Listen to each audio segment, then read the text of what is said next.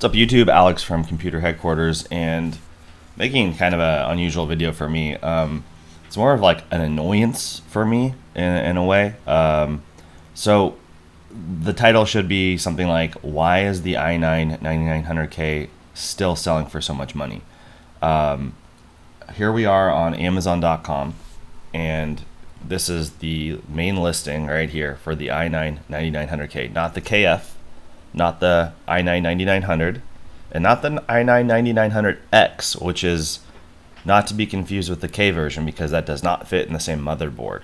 So just the 9900K. They're still going for close to $500, and let's look at when this CPU came out. i9-9900K release date. October 2018. Wow, so the birthday of about 5 years now, because today is October 17th. 5 years old, and it launched at $488, and it's still going on Amazon for about the same price.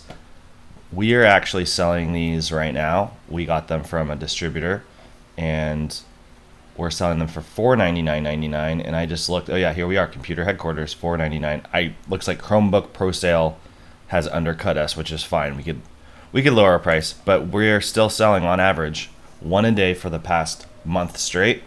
We only have 30 left, so that's one more month of sales. We're going into holiday season. They will be gone.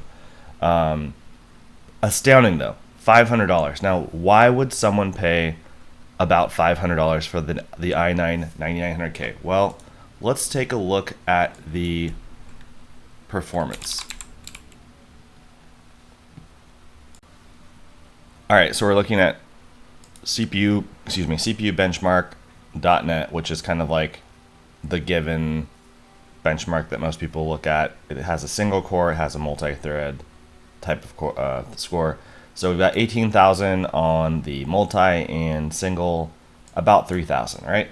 Now let's look at a modern CPU that is out right now. Let's say the 7800X3D. That's a good comparison. 7800X3D benchmark. And these are just scores. Like, this isn't an FPS in a game, but this absolutely blows the doors off of a 9900K, especially in multi-thread. And this single thread, I'm guessing, doesn't take into account like the cache, the X3D cache in gaming. You know what? For just to make things one more step of like comparison, let's say like an i7 13700K as well, for another comparison. Sorry, I didn't type in benchmark, but it's usually going to be one of the top things. So, wow. I mean, big time score upgrades, right? So, $500. What can we buy the two processors I just mentioned? What can we buy them for? Let's take a look at Amazon over here again. Let's type them in here. So we had 7800X3D. These are going for $370. I actually just bought some the other day for $350. They were on sale around Prime Day. So we'll just say $370 though. And then an i7 13700K. Same price. Less than a 9800K. Now, let's say you're a person that already has a PC, and either your processor somehow died, or you think it died. It probably didn't, but you think it died. It's probably your motherboard or your RAM or your SSD, but you think your processor is dead. And you have maybe an 8700K, maybe you have an 8600K, maybe you have an i5-8400, an i3-8100 or whatever, and you want to just upgrade you don't want to redo the whole system, but you're willing to spend $500. So you just want to take the CPU out and plop this one in, and you're going to spend $500. Well, it seems pretty goofy to me, because you could literally buy like a new motherboard and a processor for $500. Maybe not the best motherboard, but you know, we just talked about the 7800X3D, which is probably the best gaming processor on the market, basically, especially for the price, and it was $370. Well, a B650 motherboard, which is all you need. Let's look at the cheapest one we can find on Amazon. It's probably going to be, oh, actually going a little bit higher, more expensive than I thought they were. Here's one right here, 125 bucks. Well, there's 500 bucks right there. Motherboard, CPU. Now, okay, I hear you guys are probably going like, wow, you gotta get RAM now too. It's DDR5 only. You're right. Okay, so you might have to spend another 70 bucks on RAM. It's well worth it. But you don't have to do that. You could also do something like you could get a 7600 Ryzen 7600, which is still going to be way faster than your 9900K, and that's 225 bucks. You could get that cheap motherboard, get the RAM, everything. Or you could do something like a 5800X 3D. We just looked at those. They kind of popped up a second ago, but 320 bucks, so it's less, but then you don't have to upgrade your RAM. You can get a much cheaper motherboard. You can go B550 motherboard, and I know we're selling them for like 100 bucks and less. There should be someone selling one here. You know, here's one right here for 110, brand new, but you could get a refurb board also for like 67 bucks right here. If I spent a lot of time, I could probably find a much better deal. But you could get a really nice motherboard for around 100 bucks. I know we're selling the X570. Look at this. X570 Tough. This one right here, $99.99.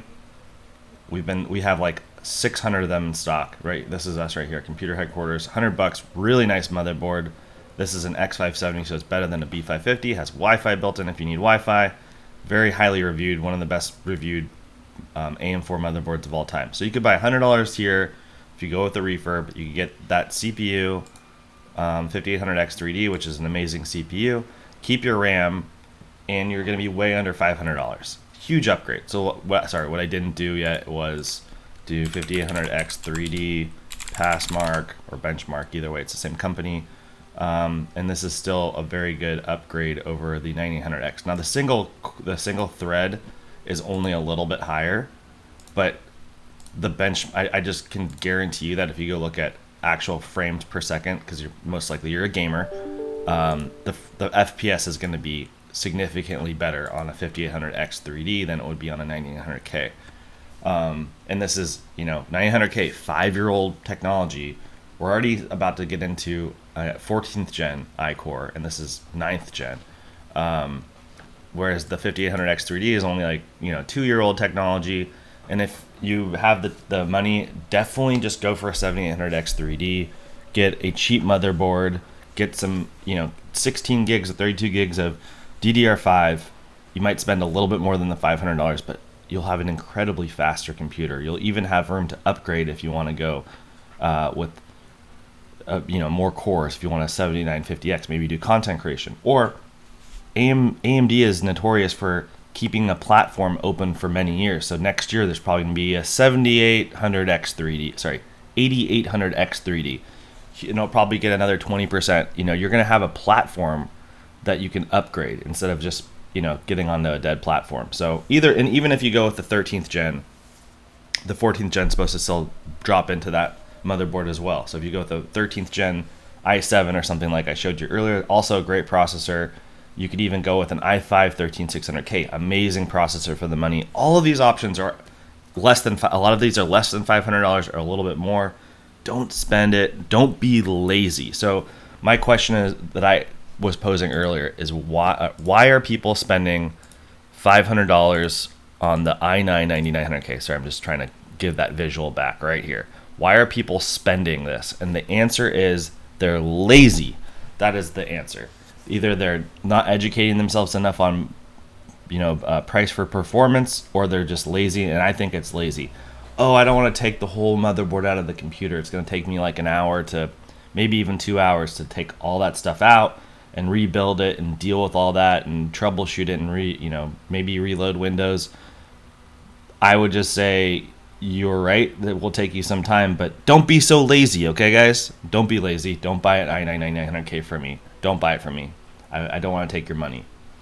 So that's the end of the video. Hope you guys agree. If you disagree with me, let me know in the comments.